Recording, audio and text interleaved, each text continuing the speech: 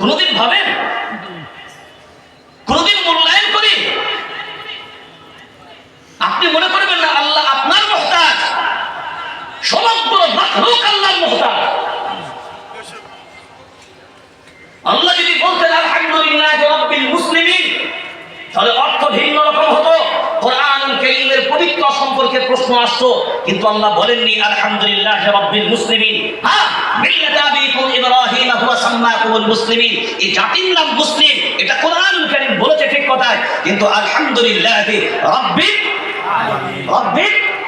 হ্যাঁ, আমি শুধু মুসলমানদের রব না, আমি মুসলমানদের স্রষ্টা না, আমি রব্বিল আলামিন, আমি সবার স্রষ্টা। আমরা দেখেছি এখনো পর্যন্ত আমাদের আছে, দেখবেন বহু মসজিদের পাশ দিয়ে আমরা দেখেছি অনেক হিন্দু মায়েরা যখন পেরিয়ে যায়, এখনো আমরা দেখেছি তাদের ধর্মীয় প্রথা অনুযায়ী তারা ভগবানের ঘর মনে করে এমন করে সালাম আর প্রণাম করে করে যায়। ঠিক বললাম না? কারণটা কোথায় বলেন তো? তারা বিশ্বাস করে এটা ভগবানের ঘর। তাহলে ভগবানের ঘর বিশ্বাস করে, মনে রাখবেন, নিচেই দেব দেবীকে পূজা করছে, কিন্তু ভগবান একজনকে মানছে। সুবহানাল্লাহ বলেন।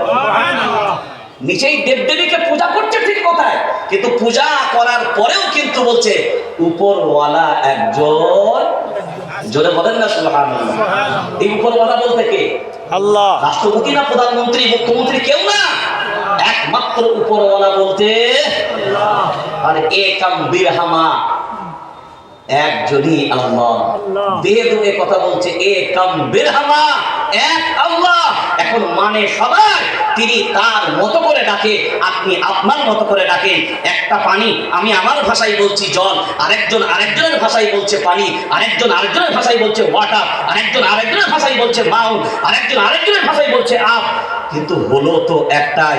ভাষা হয়তো পাঁচটা আসলো ঠিক কথায়, আপনি আপনার জায়গা থেকে আপনার রবকে ডাকছেন আল্লাহ, সে তার জায়গা থেকে ডাকছে ভগবান, সে তার জায়গা থেকে ডাকছে উপরওয়ালা। তুমি তো সব দেখতে পাচ্ছ দুনিয়ার লীলা খেলা। এই ভাবনা যদি আমাদের ভিতরে থাকে, এইগুলো যদি আমরা নিজেদের ভিতরে প্রতিষ্ঠিত করতে পারি, আমাদের কাউকে লাগবে না। হ্যাঁ, আমাদের মাঝখানে আসবে হাজার চক্রান্তের বেড়াজাল, আমাদের মাঝখানে তৈরি হবে, কিন্তু ওই তৈরি হওয়ার পরেও আমাদের ভারতীয় হিসাবে আমাদেরকে এমন জায়গায় দাঁড়াতে হবে যে আমাদের মাঝখানে এই বিভাজনের রেখা কেউ টানতে পারবে না। কোরআনুল কারীম এই কথা কোথাও বলেনি। আপনারা জানেন সূরা আনআম ৭০ নম্বর পারার ২০ নম্বর সাফা ১০৮ নম্বর আয়াতের ভিতরে আল্লাহ নিজে বলছেন। কার কথা বললাম? এটা আমাদের কোনো মাওলানাদের কথা না, কোনো মাশায়েখদের কথা না, স্বয়ং নবীরও কথা না, ডাইরেক্ট আল্লাহর কথা। ওয়ালা তাসুবুল্লাযীনা ইয়াদউনা মিন দুনিল্লাহ ফায়াসুবুল্লাহা আদওয়ান বিগাইরি ইলম। আল্লাহু আকবার বলেন। আল্লাহু আকবার। এই কথাগুলো আজ যারা আমাদের মাঝখানে হিংসা ছড়াচ্ছে, এই কোরআনুল কারীমের আয়াতগুলো তাদেরও পড়া দরকার, তাদেরও জানা দরকার, বোঝাও দরকার। আল্লাহর কোরআন বলছে কথা, অন্যান্যরা যারা ভিন্ন ভিন্ন দেবদেবীকে পূজা করে, তাদের দেবদেবীগুলোকে তোমরা কোনোদিন কটু বাক্য বলবা না। কার কথা? অন্যের কোন দেবদেবীকে কোনো কটু বাক্য বলবে না, গালি দেবে না, কটু বাক্য বলবে না। এখন কটু বাক্য দেবদেবীকেও যদি বলা না যায়, তাহলে আপনি বিবেক দিয়ে বলেন অন্য কোন ধর্ম অবলম্বী ভাইদেরকে কটু বাক্য বলা যাবে, গালি দেওয়া যাবে? জোরে বলেন, গালি দেওয়া যাবে? ওয়ালা তানাবাজু বিল আলকাব, ওরে খারাপ নাম ধরে ডাকা যাবে?